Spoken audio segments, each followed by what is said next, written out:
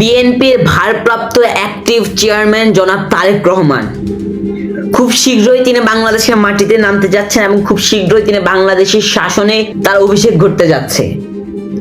বাংলাদেশের প্রধানমন্ত্রী হিসাবে ইনশাআল্লাহ তিনি দায়িত্ব নিতে যাচ্ছেন। তবে কথা সেটা নয়, শোনা যাচ্ছে বেশ কিছু মহল থেকে বলা হচ্ছে তারেক রহমান এই মাসের শেষে আসবে। বিএনপির বেশ কিছু উচ্চ পর্যায়ের নেতা বলছেন তারেক রহমান আগামী মাসের শুরুতে আসতে যাচ্ছেন।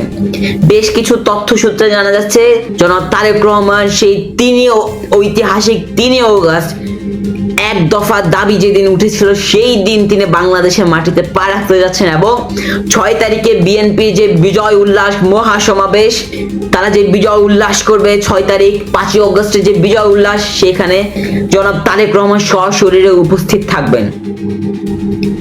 দেখেন ভাই, তারেক রহমান যেদিন বাংলাদেশে নামবে সেদিন কি হতে যাচ্ছে আপনারা কি বলতে পারবেন? সো জনাব তারেক রহমান বিএনপির ভারপ্রাপ্ত অ্যাক্টিভ চেয়ারম্যান, তিনি যেদিন বাংলাদেশের মাটিতে পা রাখবেন সেদিন আপনি সত্যি কথা বলতে ঢাকা শহরে পা রাখার জায়গা পাবেন না। সেদিন আপনি ঢাকা শহরে গাড়ি চালানোর মতো রাস্তা পাবেন না। সেদিন আপনি ঢাকা শহরে শ্বাস ফেলার মতো অক্সিজেনটুকু পাবেন না। সেদিন আপনি ঢাকা শহরে দেখার মতো দৃষ্টিটুকু পাবেন না, কারণ আপনার চোখ যত দূর যাবে শুধু আপনি মানুষকে দেখতে পারবেন। তারা কোনো উদ্দেশ্যহীন ভাবে আসবে শুধুমাত্র একমাত্র তাদের নেতাকে দেখার জন্য, একমাত্র জনাব তারেক রহমানকে দেখার জন্য। কারণ তিনি এমন একজন মানুষ, কারণ তিনি এমন একজন ইমোশন, তিনি এমন একজন নেতা।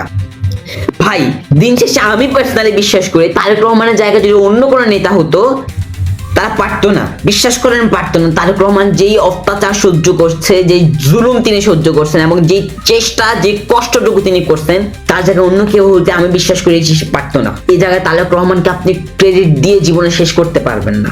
এই যে অভ্যুত্থানটুকু যে হইলো, ছাত্ররা ক্রেডিট নিয়ে লাফালাফি করে, দিন শেষে মাথায় রাখতে হবে তারেক রহমান একা যে কাজটুকু করছে বাংলাদেশের কোটি কোটি মানুষ মিলে অনেক ক্ষেত্রে সেটা করতে পারে নাই।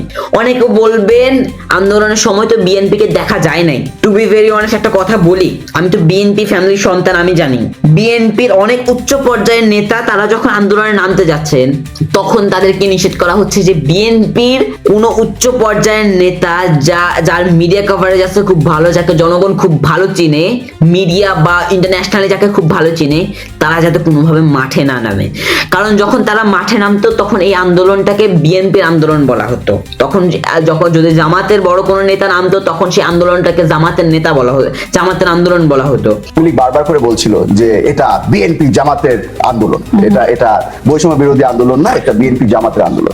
তখন আমরা চেষ্টা করেছি যে আমরা ছেলে পেলে যাদের পেরেছি, জাতীয়তাবাদী ছাত্র দল বলেন, যুব দল বলেন, তাদেরকে আমরা কোঅর্ডিনেট করেছি। আমরা কোঅর্ডিনেট করে তাদেরকে বলেছি তোমরা এখানে ফোরফ্রন্টে থাকবা না, তোমরা পিছিয়ে থাকবা, কিন্তু তোমাদের থাকতে হবে। আমি আম্মাকে এই জিনিসটা বুঝালাম যে তোমাকেও কিন্তু পুরো বাংলাদেশ চিনে, তোমার চেহারাটা একটা নোন ফেস।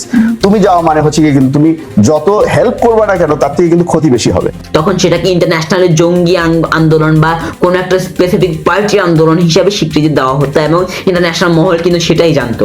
সেই জন্য এই যে এইখানে যে মানে বিএনপির এই যে বুদ্ধিটা কিংবা বিএনপির এই যে কার্যকলাপটা, এটাকে আপনি কোনভাবে ক্রেডিট দিবেন আমি জানি না। অত বড় একটা কাজ এই জায়গায় বিএনপি এবং তারেক রহমানরা তারা করেছেন। আজকে বিএনপি যদি না যেত আন্দোলনটা সাকসেসফুল হতো না। আমি বলছি না যে পুরো আন্দোলন বিএনপি করেছে, বাট আলটিমেটলি প্রতিটা দলের এই কষ্ট, প্রতিটা দলের প্রচেষ্টার ফলেই কিন্তু আন্দোলনটা সাকসেস হয়েছে। দিন শেষে এই আন্দোলন অনেক বড় একটা ক্রেডিট কিন্তু তারেক রহমানের কাছে যায়। আপনি মানেন না মানেন যাই করেন না কেন, দিন শেষে তারেক রহমান যখন আসবে, আমার কাছে পার্সোনালি মনে হয় গত 1 বছরে আমাদের যেই প্রতিজ্ঞা ছিল, যে মানুষটার সব থেকে বেশি প্রয়োজন ছিল, সেই মানুষটা খুব শীঘ্রই আসতে যাচ্ছে এবং তিনি যখন বাংলাদেশের মাটিতে পা রাখবেন তখন বাংলাদেশের অনেক বড় একটা আশা আকাঙ্ক্ষার প্রতিফলন ঘটবে। আমরা আগামীতে বাংলাদেশের যে রাজত্ব সেটা জিয়াউর রহমানের সুযোগ্য পুত্র তারেক রহমানের হাতে দেখতে চাই। তারেক রহমানের অধীনে যে বাংলাদেশ, সেটাকে আমরা সোনার বাংলাদেশ হিসাবে দেখতে চাই। তারেক রহমান যেদিন আসবে সেদিন তো বললাম যে কি হতে যাচ্ছে। অভ্যুত্থানের সময় যারা বলেন যে বিএনপি তো সারিতে ছিল না, বিএনপি তো আন্দোলন করে না, তাদের উদ্দেশ্য বলি। এখনো ছবি ভিডিও গুলো দেখবেন, মসজিদের মাইকে যে আজান দিছে না ডেমরাতে, ছাত্র দলের নেতা ছিল, বুঝছেন, ছাত্র দলের নেতা ছিল। ওই যে প্রফেসর যিনি বলেন আকাশ কাঁপে জমিন কাঁপে, আপনাদের কাঁপে না, তিনিও বিএনপি পরিবারের একজন সন্তান।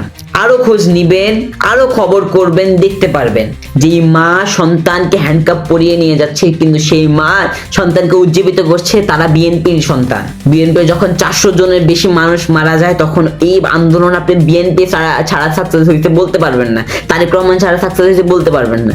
গত 17 বছর যে মানুষটা দেশ ছাড়া ছিল, গত 17 বছর যে মানুষটা ফ্যামিলি ছাড়া ছিল, গত 17 বছর যে মানুষটা যার নেশা হচ্ছে দেশের জন্য কাজ করা, সে দেশের মানুষের থেকে অনেক বেশি দূরে ছিল, সেই মানুষটার কষ্ট কি আপনি বুঝতে পারেন? সেই মানুষটা কিন্তু অবশেষে দেশে আসতে যাচ্ছে, এটা আমাদের জন্য অনেক বড় একটা গর্বের বিষয়। তারেক রহমানকে আপনি যদি বলেন যে তারেক রহমান শুধু বিএনপি, আপনি ভুল করবেন। তারেক রহমান সারা বাংলাদেশের। আপনি যদি বলেন তারেক রহমান স্পেসিফিক একটা পার্টির, আপনি ভুল করবেন। তারেক রহমান সারা বাংলাদেশের।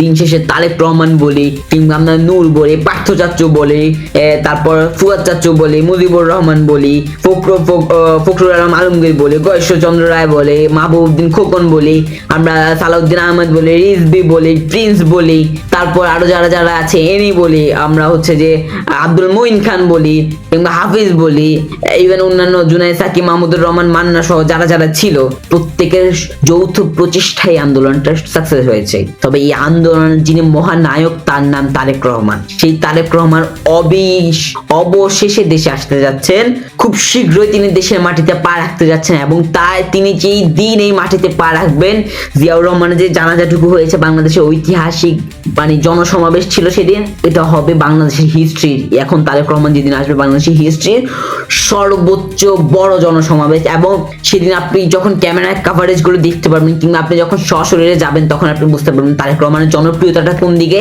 এবং তারেক রহমান বাংলাদেশের মানুষের কাছে কোন লেভেলের তার জনপ্রিয়তা, এবং তিনি মানুষের যে অন্তরে বাস করেন সেটা আপনি সেদিন প্রমাণ পাবেন। সুতরাং শুভকামনা রইল অনেক অনেক বেশি তারেক রহমানের জন্য, এবং বিএনপির জন্য অবশ্যই স্পেসিফিকলি বলতে হয় সেটা বিএনপি যেহেতু ক্ষমতায় যাচ্ছে, আশা করি বাংলাদেশটাকে, ওই যে এ নিজে বলেছে যে বাংলাদেশ সচল হবে সেদিন, বাংলাদেশ সচল হবে সেদিন যেদিন তারেক রহমান আসবে। এন্ড পার্থ চাচ্চু যখন বলেছে যে বাংলাদেশের 20 কোটি মানুষের ডিসিশন নেবে যে তারেক রহমান রাজনীতি করতে পারে কি পারে না, বাংলাদেশের 20 কোটি মানুষ ডিসিশন নিয়েছে যে তারেক রহমান শুধু রাজনীতি করতে পারে, যে তারেক রহমানই হবে আগামী বাংলাদেশের প্রধানমন্ত্রী, এবং তারেক রহমানই হবে আগামী বাংলাদেশের দেশনায়ক।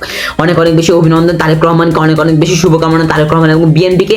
আপনার যাত্রা শুভ হোক, এবং আপনি আল্লাহ তাআলার অশেষ রহমতে সহিহ সালামতে বাংলাদেশে এসে পৌঁছান, এবং সেই দোয়া এবং সেই ভালোবাসা রেখে বিএনপি বাংলাদেশ সকল ভাই বোনদের প্রতি অনেক অনেক বেশি অভিনন্দন শ্রদ্ধা জ্ঞাপন করে আমি আমার ভিডিও শেষ করছি। আসসালামু আলাইকুম ওয়া রাহমাতুল্লাহি ওয়া বারাকাতুহু।